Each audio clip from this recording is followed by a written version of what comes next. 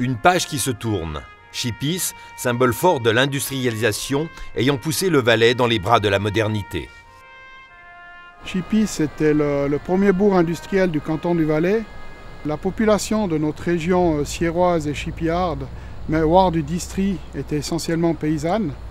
Après, ils ont changé petit à petit leur statut, ils sont devenus ouvriers, paysans, vignerons. C'est en 1908 que la production d'aluminium débute à Chipis. Celle-ci prend fin en 1993. Au plus fort de l'activité, jusqu'à 3500 ouvriers travaillent sur place. Mais près d'un siècle de production de ce type laisse des traces. Hydrocarbures, surtout des goudrons, mais aussi des fluors, sont les principaux polluants liés à l'électrolyse, elle-même indispensable à la production d'aluminium.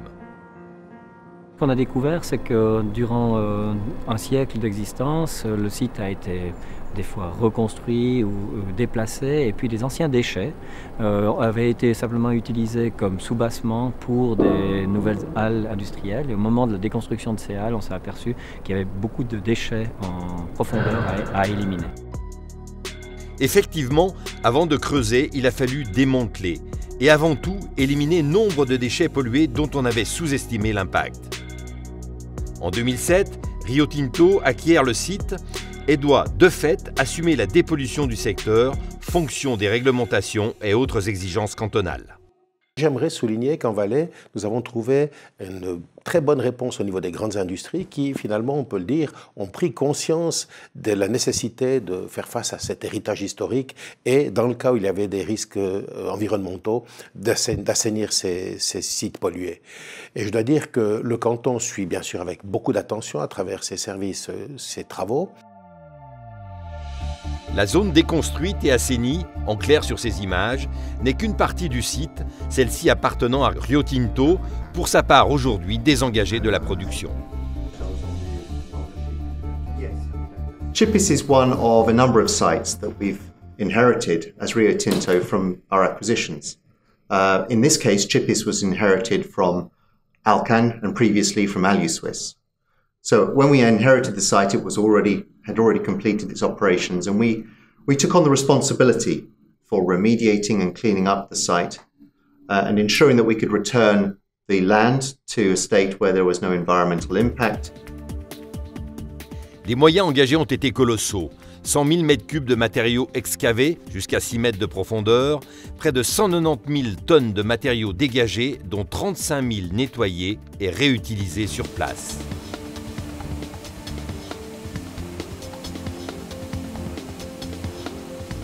Nécessité également d'assurer une traçabilité exemplaire des produits pollués et de limiter l'impact lié au transport des gravats.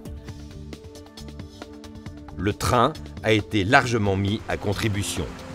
Il s'agissait enfin de cohabiter au mieux avec les centrales électriques du Rhône et de la Navisance, ainsi qu'avec Constellium. On fait beaucoup d'investigations au préalable. Après, quand on commence à creuser, il y a toujours des surprises. Des bonnes et des mauvaises. C'est plutôt des mauvaises. On a trouvé plus des quantités polluées que prévu. Et ça crée bien évidemment aussi plus de coûts et plus de difficultés logistiques. Au total, 33 millions dépensés contre 25 prévus au départ. Chiffre s'expliquant par la complexité des travaux réalisés durant 2 ans. Soit au total, 140 000 heures de travail effectuées sur le site sans le moindre incident. En outre, il s'agissait, à la ligne près, de respecter les exigences environnementales. Ce sont les bases légales qui sont clairement contraignantes et qui exigent en fait que certains déchets, certains polluants soient enlevés. Et ça, en fait, c'est fixé dans le cadre de l'ordonnance sur les sites contaminés. Et puis, c'est pas sujet à négociation, cette partie-là. Après, la mise en œuvre, elle est effectivement à discuter sur le timing, sur la manière de traiter. Chipis has been a great opportunity and is now a great example for Rio Tinto of what we need to do and how we need to do it. And we've been able to use the work that we've done here as a learning platform. The quality of the work is fantastic. The way that we have worked with our contractors, with the community and the authorities in partnership is something that we want to apply elsewhere. And I think the outcome that we've achieved here is something we're very proud of and something that we will look to replicate in our other sites. Au-delà des frais engagés et des nuisances liées à ces travaux hors normes, bruit, poussière, vibrations, trafic, ceux-ci ont malgré tout une résonance cantonale et locale très forte. Avec les surfaces qu'on reçoit, c'est à nous, les politiques de la commune, d'essayer de profiter au maximum, de faire développer ces surfaces pour le bien de nos populations.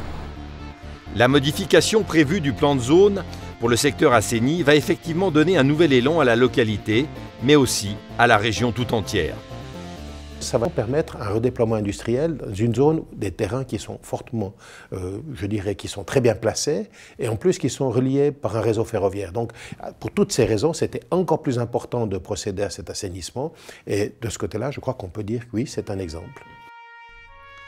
Au final donc, une opération réussie qui pourrait faire référence à l'avenir dans le cadre de nouveaux chantiers engagés en Valais, mais également ailleurs, en Suisse et à l'étranger.